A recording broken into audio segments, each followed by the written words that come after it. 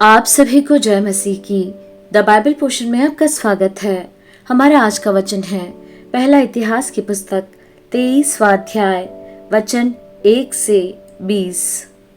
दाऊद तो बूढ़ा वरन बहुत बूढ़ा हो गया था, इसलिए उसने अपने पुत्र सुलेमान को इस्राएल पर राजा नियुक्त कर दिया। तब उसने इस्राएल के सब हाकिमों और याजकों और लेवियों को इकट्ठा किया। जितने लेवीय 30 वर्ष और उससे अधिक अवस्था के थे वे गिने गए, और एक एक पुरुष के गिनने से उनकी गिनती 38,000 हुई।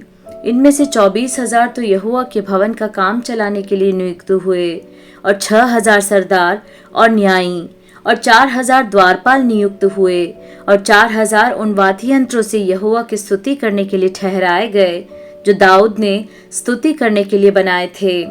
फिर दाऊद ने उनको गेर्शोन, कहात और मरारी नामक लेवी के पुत्रों के अनुसार दलों में अलग अलग कर दिया।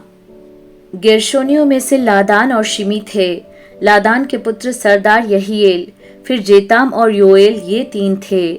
शिमी के पुत्र शलोमीत, हजीएल और हारान, ये 3 थे। लादान के कुल के पूर्वजों के घरानों के मुख्य पुरुष ये ही थे। फिर शिमी के पुत्र यहत, जीना, यूश और बरिया। शिमी के यही 4 पुत्र थे। यहत मुख्य था और जीजा दूसरा। यूश और बरिया के बहुत बेटे न हुए, इस कारण वे सब मिलकर पितरों का एक ही घराना ठहरे।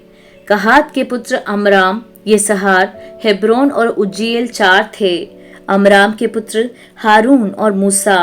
हारून तो इसलिए अलग किया गया कि वह और उसकी संतान सदा परम पवित्र वस्तुओं को पवित्र ठहराए और सदा यहोवा के सम्मुख धूप जलाया करे और उसकी सेवा टहल करे और उसके नाम से आशीर्वाद दिया करे। परंतु परमेश्वर के भक्त मूसा के पुत्रों के नाम लेवी के गोत्र के बीच गिने गए। मूसा के पुत्र गेर्शोम और एलिएजेर। गेर्शोम का पुत्र शबूएल मुख्य था।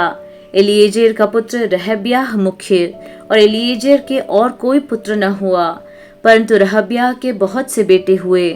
येसहार के पुत्रों में से शलोमीत मुख्य ठहरा।